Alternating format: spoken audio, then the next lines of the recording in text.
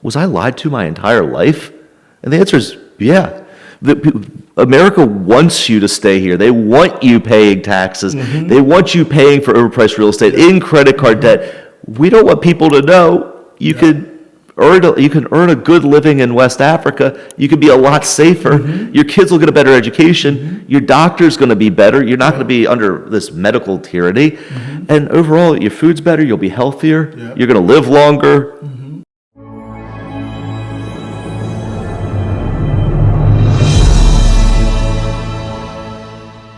Hey guys, it's Yomi, and I'm here once again on the show Sales Ain't a Bad Word.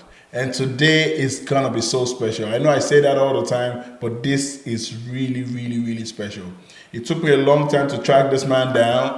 It took me a while, like trust me. But I don't mind because bringing people quality is sometimes it's gonna take you to put in quality time as well to get those people to talk to you. So today I'm trying to introduce to you some guy that you probably would have seen before on TikTok, on Instagram, talking about his passion for building Africa, for building homes for people, real estate, people that are interested in real estate that want to invest in Africa. He is probably been to Africa more times than I have, and even to more countries in Africa than I have. And I'm going to leave him to talk about it and talk about all the things that he has done. And also letting us know that sales is not a bad word. Like people need to embrace this job that we find ourselves, this profession that we find ourselves, which is sales. Without further ado, I want to introduce to you my guest for today on Sales Ain't a Bad Word, Mr. Rohrs. Hey, thank you so much for having me here. I'm a big admirer of your podcast, of the work you're doing. I've seen what you've done in the solar industry. Yep. And I'm really excited to have this opportunity to talk about what we're doing in Africa and really how everyone can be a part of it. And I know that there's a lot of people that they have this desire to do something in Africa, but they really don't know those step-by-step process. How can they get that vacation home? How can they look at retirement? Or how can they just invest? And a big part of my mission, what I consider my sales, is showing that not only is it possible, but it's something that can really benefit the average person, particularly the diaspora, but I think everyone can benefit. Absolutely. I love it. And, watching you, there are so many things like we all visit the Caribbeans and, to see but me coming from Nigeria, I know so many, I know we're surrounded by the beaches, right? But sometimes I don't even have the opportunity to see the beauty that you going over there and seeing the opportunities. And that's also part of the things that I appreciate about talent scouts, salespeople like us, because we always look at the unique part to look at things so that we can present it to our customers in this sense, and so that it makes more sense, right? Oh, absolutely. And again, it's one of the difficulties or one of the challenges that anybody in sales has is when you have a really great product and you have people who can really benefit from that product and they just haven't made that connection yet. And that's really where, as sales professionals, that is our job. Everyone thinks of sales as maybe that guy who's trying to sell a car or sell something on TV, but it's a lot more broad than that. We're selling a lifestyle, an idea. In a lot of ways, we're countering narratives that have worked against Africa for a very long time. So one of our messages is that really in Africa, you can have an amazing life. You can have access to great health care. You can have great business opportunities. It's incredibly safe. It's incredibly beautiful. And I don't think we can argue too much about this, but the food is definitely better than what you have in America. And so organic as well. Oh, absolutely. And in Africa, we never say something is organic food. We just say it's food. Everything's organic. Oh my goodness! I never thought of that. Like I've never heard of organic food growing up. Like I just know that sometimes if we don't plant it, we go to the market, and I know that person actually went to the farm to get it. So it's really not anything that occurs to me until I got to America. And it's strange to think about in what proposes itself to being the wealthiest country in the world.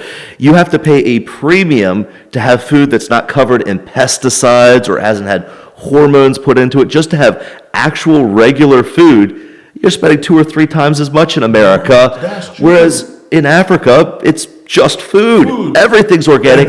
And you can see if you look at how healthy people are over there. And that's been a big thing I've talked about, because we could talk about affordability. We could talk about, how it's better from a financial standpoint, but I really don't think that those are the most compelling arguments.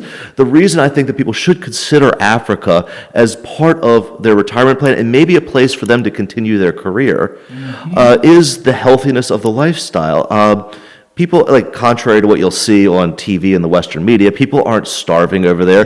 The reason people are thin isn't because they have a lack of food. It's that they're not filling their bodies with hormones and pesticides. And if you look across the board, everybody is just in great shape, at least until they get to be particularly rich, and then they just eat so much food. But up until that point, regular people are they're really good shape in Africa. Saying that, I really, really like that, because the reverse is the case back over there. Of course, this show, we're not really talking about Africa, but we're talking about it because that's your own passion. And that's where you do most of your business. Is the reverse is the case, because it is more expensive to eat food that is processed a lot. So the organic, what we consider organic in America, is the cheaper one. So you naturally just go for the organic one, because if you want to do so many processed or imported food, they are more expensive. Right here, the processed food are cheaper and the organic food are more expensive, just like you said. It's almost like the country wants you to be fat and out of shape. That's another podcast, guys. Gym membership. But I know a lot of your audience may know about me, but some of them may not. So if I could just introduce myself and tell them a little bit about what we do at the Rohrs team. 100%. So originally we were a real estate and mortgage company here in America. Through the connections that you just sort of gather in life, you know how life goes, we had opportunities to partner with developments in West Africa, particularly in Ghana. And one of the things that we really found was just how good the real estate was out there. And so what we did, working with the developers, we invested in the developments ourselves, but we worked to make a smooth sales process. We worked to kind of bridge that knowledge gap so that people from the diaspora who want to purchase in West Africa, it's not that big of a jump for them. So we handle everything from the visa process for them. We help them with actually finding the properties, getting a mortgage for the properties if that's needed. And then also, one of the things that we do with the Rohrs team that I think it separates us a little bit from other people is that we make sure that there's a concierge service to help people transition to West Africa. Because although I find the West African lifestyle significantly better to most of what you'd find in the Western world, it still is something that a person needs to learn. And so we make sure that people, when they purchase a property in West Africa, they know where to go to get great health care, they know where to go to get their daily needs met, and they know where to go to have fun and how to properly enjoy West Africa, what beaches to go to, what are the best restaurants. Those little things that make West Africa so special, we make sure that that's not something that they're missing. I don't want them to just buy a house because it looks good on an Excel spreadsheet and the numbers work. I want them to really, really enjoy, and I want them to become our salespeople in a way. Because the people who we now sell to oftentimes are referred. They're referrals, You sold a property to my friend and I want to come in and they're so happy. Can you do it for me?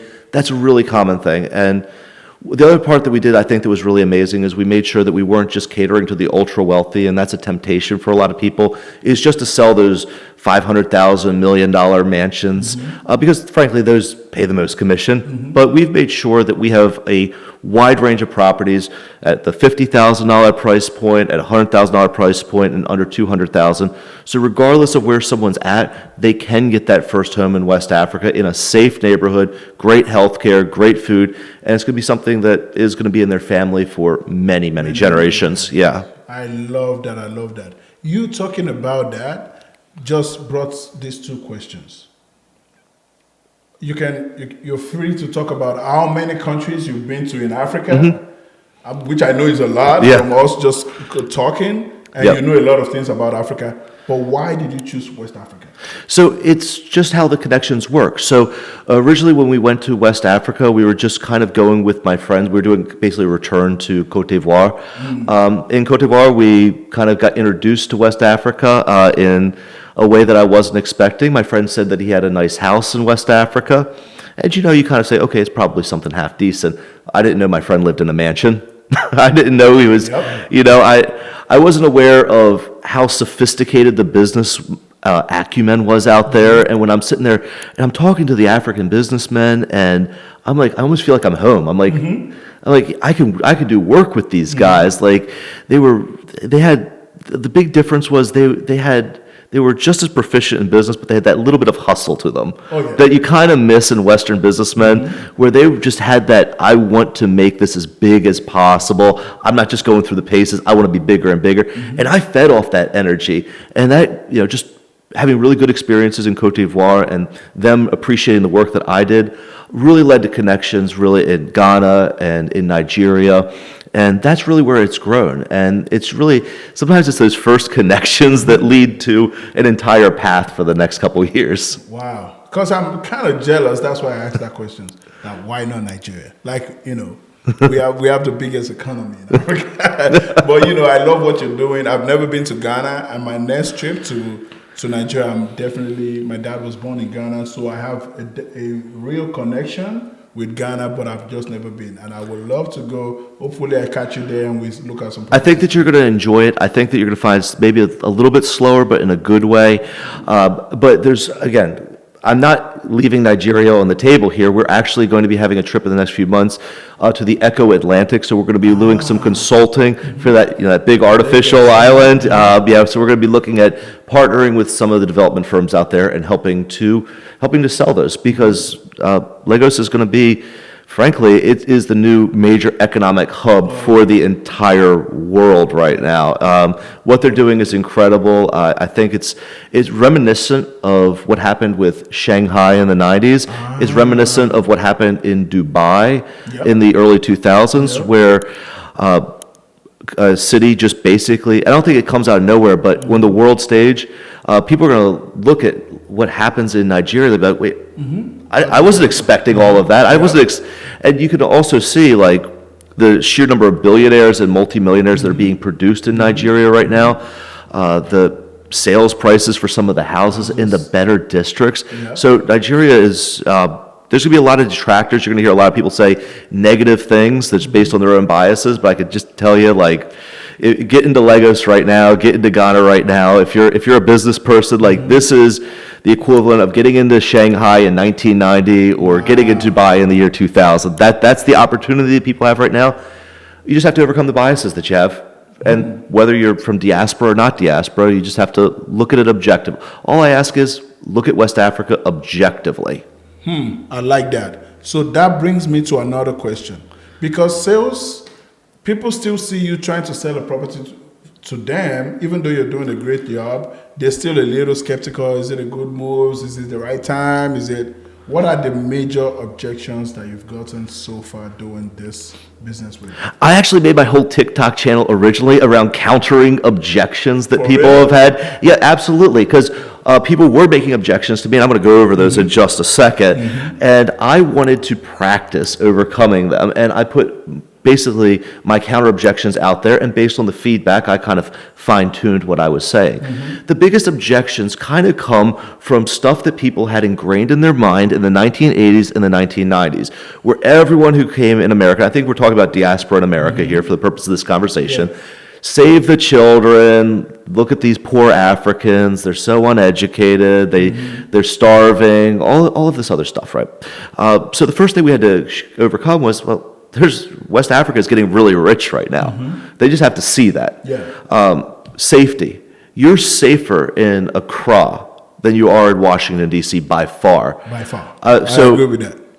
The actual violent crime rate in D.C. is 15 times higher than in Ghana. And another stat that kind of shocks people is to show you how little crime there are. There's 35 million people in Ghana right now, and I ask people, well, how many prisoners do you think there are? How many people are in jail right now in Ghana? And I always get numbers, maybe 100, 150,000, something like that. And I tell them, it was 13,000. Wow. There is that's like 0.001%. To put it in perspective, and this is like a kind of a sensitive topic, but I don't really care. I'll kind of get at that. if you take the African American population here in the States, we have 45 million people of African descent here in America right now, and we have over 500,000 of them are in prison right now. So basically the same population, we have 500,000 prisoners, Ghana has 13,000. Is anybody kind of saying what's going on here? Yeah. And by the way, for any of the white people who are in the audience that you think that you're safer, like, if you are a white person in America, okay, listen to me here, you're 500 times more likely to go to prison in your lifetime than a person in Ghana. 500 times more likely. 500% more likely. More likely. Wow, that's a huge number, 500%. We have a prison culture in America where instead of solving systemic issues, we choose to throw people in jail. And you see the result of it. I always say to people, the proof is in the pudding. Is your system working? What is the result of it? If you have the biggest prison population in the world, you can't say that your system is working. And I know that people out there, let's go sensitive topic, they'll say, well, it's a black issue or something like that. Well, why is it not an issue in Ghana? Exactly. Right? If it was a black issue, why is this not a problem over here? Yeah. Absolutely. I love that. Getting back to the objections, though, it's really what helps us people kind of go from, I really love Africa, I feel a call to come to Africa, it's beautiful, the houses price is right, is showing that they're not losing anything. Really, when they start to see that the schools are better for their kids in West Africa than they are in the States, the kids are learning more languages, the math classes are much, much more advanced. You went through school and you know what I'm talking about. There's no extra credit or anything. No transfer of credit. Yeah. And when people have seen all of that and they're like, wait a second, they realize there's like this thing. Was I lied to my entire life? And the answer is yeah. America wants you to stay here. They want you paying taxes. They want you paying for overpriced real estate in credit card debt. We don't want people to know you can earn a good living in West Africa. You could be a lot safer. Your kids will get a better education. Your doctor's going to be better. You're not going to be under this medical tyranny. And overall, your food's better. You'll be healthier. You're going to live longer. And they have good golf courses too. Yeah. That's the other thing. If you're worried about golf, guys, we got great golf courses for you. Yep. So, guys, sales ain't a bad word. And do you have any question for me? Well, so one of the important things for us when we're developing in West Africa, particularly when we leave sort of the major urban areas, is power. And our solution in West Africa is solar power. Yeah. A lot of our houses, I'd say most of them come standard with battery backups and solar power. A typical house that we sell, people have no energy bills. How are you helping America? I know you do solar. How do you make people sort of see the light when it comes to solar when they're in America? So in America, one thing that makes solar a big deal right now is because, first of all, we are so big on reducing the carbon footprints. Yep. You know, we see it as like back home in Africa, like we're not there yet. That is not the purpose. Sometimes the purpose is not having an electricity bill, which is also a big part. But there's a big part that you cannot put a price tag to, which is reducing carbon footprint. You know, climate change and all that. People might not believe it, some people might believe it, and that's a topic for discussion. Yep. But if you believe in driving an electric car over a gas car, you know, if you believe that there's a carbon that is coming out, there's emission and all that on a regular car, then you want to opt into going the electric way. So that is one thing that America is so big on that we're trying to also make Africa think about, even though solar is kind of big now. And also the fluctuation in price of electricity. Right. It's a lot. And right now they are selling something per kilowatt at 19 cents. And in 2 years, it goes to 25 cents per kilowatt. But whereas we help you with stability with solar in America, which is if you sign up for something at 16 cents right now, in the next 25 years, it's still 16 cents per kilowatt. You understand? So it's like locking down your mortgage at a certain price, even if the property value goes up to $1 million and you bought it for $400,000. And you're doing this so that people who maybe they don't have a huge amount of money to invest in solar power, by going through you, they don't have this big initial outlay, but they can secure their cost of electricity. Is that accurate? Yeah, very accurate. Very accurate. Like I said, reducing carbon footprints, saving on electricity, increasing the property value of your house because it's considered home improvement. So it seems like, in a way, yes, you're selling solar panels, but in reality, you're selling peace of mind and stability. It seems like that's what you're really selling. Absolutely. Peace of mind, stability, fixed payments, stability, equity, which is increasing the property value of your house. The government is introducing grants that you can get, make money back. The government is helping you to be able to file your taxes with having solar. So a little bit here and there just to encourage more people to go solar. Now, I know a lot of people are kind of like scared of talking to people who are salesmen. We would qualify as salespeople because we're selling things, right? Absolutely. Should a person be nervous about making a phone call to you? What happens if someone says, hey, listen, I don't know too much about this solar thing. I don't know about this kilowatt hours. Should they be worried about talking to you? How does that process work? So the process for me is make your own due diligence. Know who you're talking to. Right. Like I've had to, in my space, we've had to hire a lot of new reps that come in the business. They hear whatever we say 2 or 3 months. They think they can sell. They go over there and say the wrong thing to customers. Overpromise. Say things that doesn't even make sense. Yep. Or they look for someone that is vulnerable and they just tell whatever and they buy from them. So that name, the bad name, comes back to solar instead of it going back to the personality. But I've talked to you off camera, and so I know you're legit here, but if a person's going to someone like you who really knows the industry, they're going to get the clear pros and cons, the do's and don'ts, and they're going to be able to make an informed decision, and it starts with them just reaching out to you. Exactly, 100%. Like when you reach out to me, I tell you, I'm not going to give you all the juicy part. Any question you ask is what I'm going to show you. Now, we're also not talking about business owners and people who have larger commercial spaces. Are those people who should also talk to you, or should it just be homeowners? Oh, yes. I do pretty much more of a home owners, like residentials, but also, if you have like an apartment, an office, so far, you can see the terms and conditions that we have, and it's good with you. We service everybody.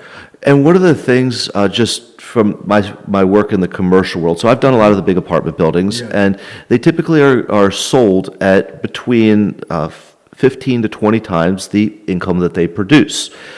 So if you think about it this way, for every $100 that you're saving by having solar at your commercial investment, you could be adding $1,500 to $2,000 in value. So there's just so much upside besides the grants, besides being green and reducing carbon emissions, there's a huge financial incentive. And I think that a lot of business owners, because they're very good at what they do in a very narrow scope, they miss some opportunities to make their business more profitable and more green. Absolutely. And really, all they have to do is have a 20 to 30 minute conversation with you. Absolutely. And all they're going to do is basically get free money. Exactly. And I don't like to use that term, but it is free money. I mean, there's some free money, but at the end of the day, if you don't give it to solar or any other investments like what you do, you're going to give it to IRS because now you have all this money that you can't even use for taxing.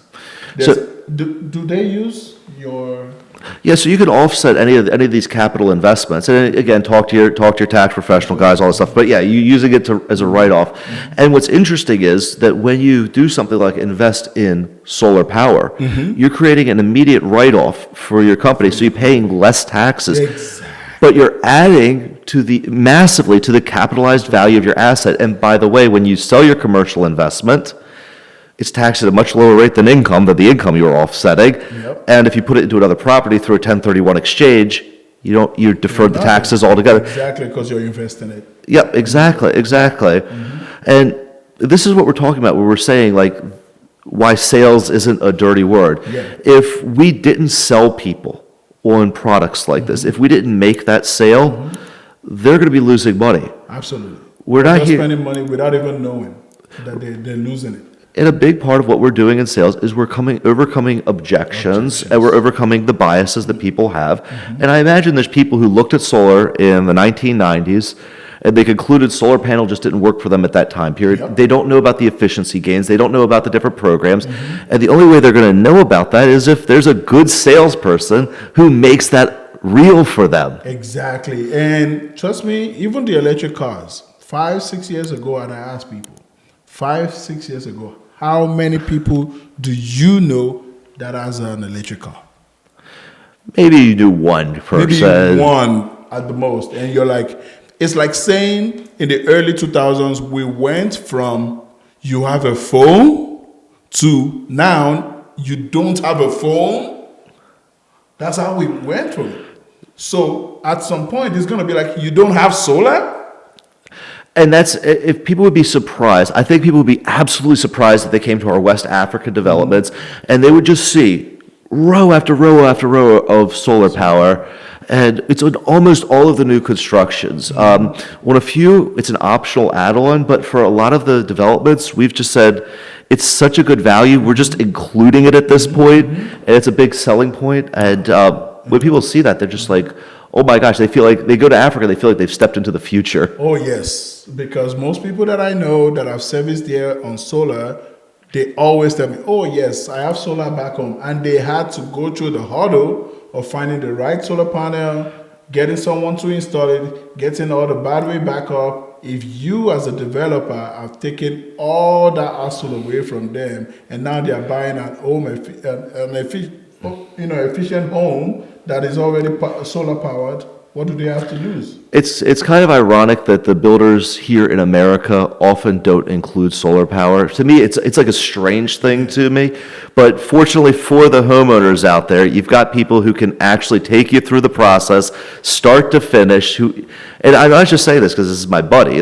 I've seen the work that you've done. I've seen you've have great customer reviews, and people are coming out ahead. And it's not, there are some solar companies that don't give you that great of a product, but the stuff you're putting out is comparable to what we're giving to people in West Africa. Maybe even a little bit better, but I won't admit to all that, guys. But, thank you. This is not me promoting myself. I brought my man Rohrs here to talk about his objections, his business, everything. Yep.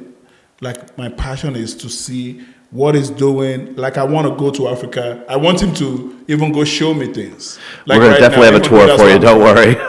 You get what I mean? So this is really, really about you, and I really, really appreciate you wanting to always pour out your mind. And I would like to have you back. Any product, any other thing that you're doing that is new that you want us to know about, and, share a lot more experience about what you've encountered in another couple months, feel free to come back. Yeah, and if anyone is interested in purchasing a property in West Africa, or they just want to know a little bit more and start that process, and they want kind of like a no pressure, let's just have a chat, anyone can schedule on rohrsteamafrica.com. Okay.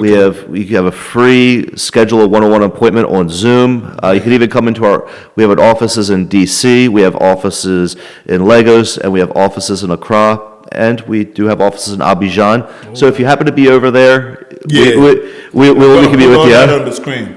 Gonna put that on the screen. Please reach out. You don't have to buy. I always tell people, you don't have to buy, but listen. There's an information out there. When you're informed, you probably don't even, or when you don't have the money, you know where to put your money when you eventually have the money. And also, you know someone else that might need that service. You're like, exactly. I heard someone say that. Take this person's number. Exactly. And that's why if you have an interest in West Africa, even if it's a fleeting interest or something 10 years down the line, I would rather someone make that appointment with me today so we can at least have that conversation. And when you're ready. And just in my experience, that's the best way to do sales is just make yourself available, provide information. When people are ready, they're going to come. Yeah, exactly. Thank you. Well, it's amazing to be here. Thank you so much for having me. Thank you.